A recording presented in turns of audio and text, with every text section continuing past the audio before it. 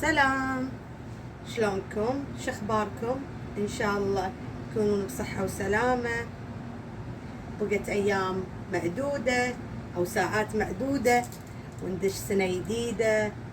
كل عام انتم بخير وصحة وسلامة، وان شاء الله تحقق كل امانيكم بالسنة الجديدة. ابي اسوي معاكم الحين دياي بالكريمة والمشروم، اكلة سهلة وبسيطة، وراح اسوي معاها عيش مصري. تقدرون تسوون العيش العادي البسمتي او عيش وشعرية، او تاكلونها مثل ما هي، او وياها مع باستا، كيفكم، او مع خبز، كيفكم. انا بسوي معاها عيش ابيض، العيش المصري. الحين خلينا نشوف المكونات مع بعض. عندي هني صدور دياي مقصصتهم كذي مكعبات طويلة كذي. صدور دياي غاسلتهم مصفيتهم. وعندي هني شرائح من البصل الأحمر العادي، تقدرون تستخدمون الأبيض أو الأحمر عادي، كذي شرائح طوال طوال ضعيفة. وعندي هني الماشروم، أنا استخدمت هني معلب، إذا عندكم فريش حطوا عادي، وإذا بتحطون الفريش حطوا البني أحلى من الأبيض. الأبيض أحسه مثل الإسفنج ما له طعم، أحلى شيء الماشروم البني. وعندي هني طبعا الزيت والملح، وعندي الكريمة الطبخ، وعندي البهارات راح احتاجها بسيطة. اللي هو الثوم المهروس، فص واحد من الثوم المهروس، وتقريبا قفشة وسط من الزنجبيل المهروس فريش. وعندي هني واحد من مكعب الماجي، واللي ما يبي كيفه. وهني واحدة ملعقة وسط قفشة وسط من البهارات الكاري. وهني فلفل أسود بعد ملعقة وسط. هذه مكوناتي سهلة وبسيطة مثل ما تشوفون. الحين أنا حاطة العيش على النار قاعد يستوي، قاعد يتخدر. الحين نبلش نسوي الوصفة مع بعض. أول شيء نجيب المقلة أو الشيء اللي نبي نسوي فيه الدياي. بسم الله.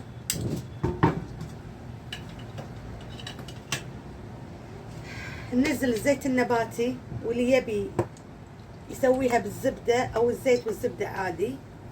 أنا هني أول شيء ضفت الزيت النباتي بهالشكل واضح. مثل ما تشوفون هذا العيش المصري قاعدة أنا سويته وخليته يتخدر عشان يخلص معاه. أكلة سهلة وبسيطة. أول شيء أبدي أسوي أنزل الدياي قبل البصل هالشكل. بسم الله.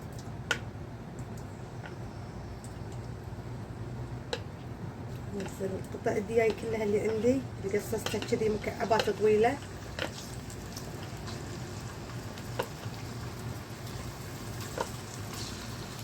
هالشكل. بسم الله. أحركها شوية كذي، أخليها شوية تاخذ لون. أبدي الحين أنطر الدياي شوي يتحمر شوي، مو وايد على الوي هذا. بعدين راح أقلبه، وبعدين راح أنزل كذي. الحين أبدي أقلب كذي بهالشكل على الجهة الثانية، وأخليه شوية.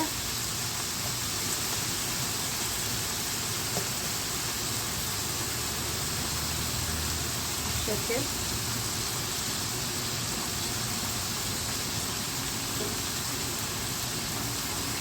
حرك.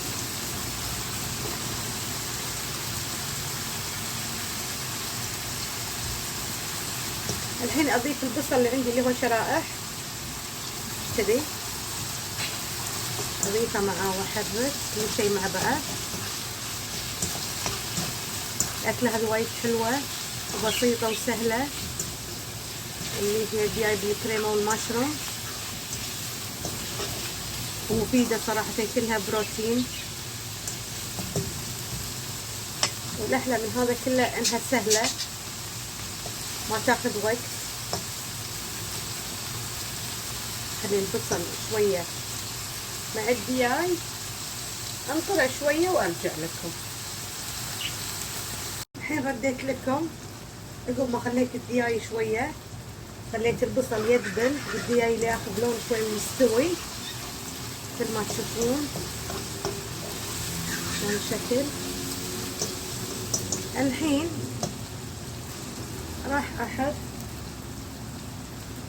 البهارات اللي عندي اللي هي الثوم المهروس والزنجبيل الفريش المهروس، وراح انزل الكاري، انزل الفلفل الاسود والمكعب الماجي اللي عندي راح انزله كذي بالشكل. راح اخلط كل شيء مع بعض.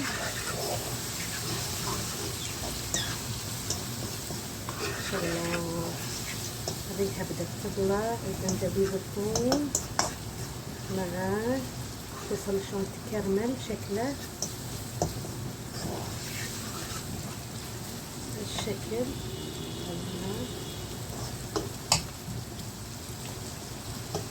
الحين راح انزل المشروم اللي عندي،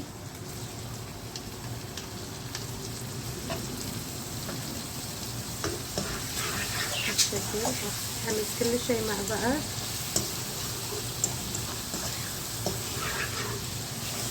شوفون الشكل شلون،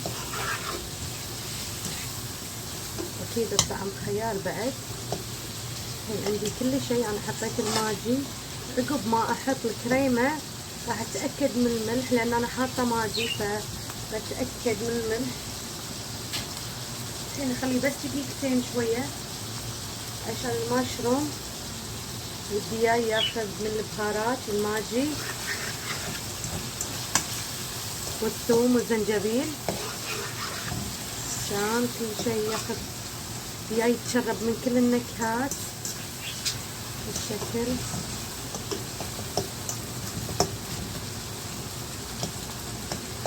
كذي. الحين راح انزل الكريمه اللي عندي، كريمه الطبخ، مو كريمه الخبز لا، كريمه الطبخ، مو الكريمه مالت الحلويات لا، كريمه الطبخ. بسم الله.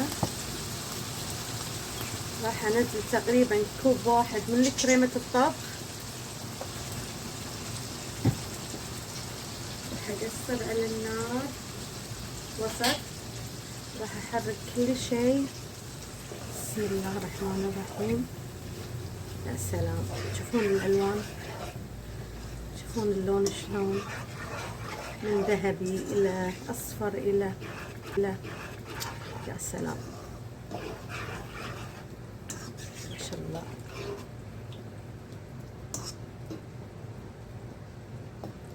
الحين اتاكد من الطعم عشان الملح. بسم الله.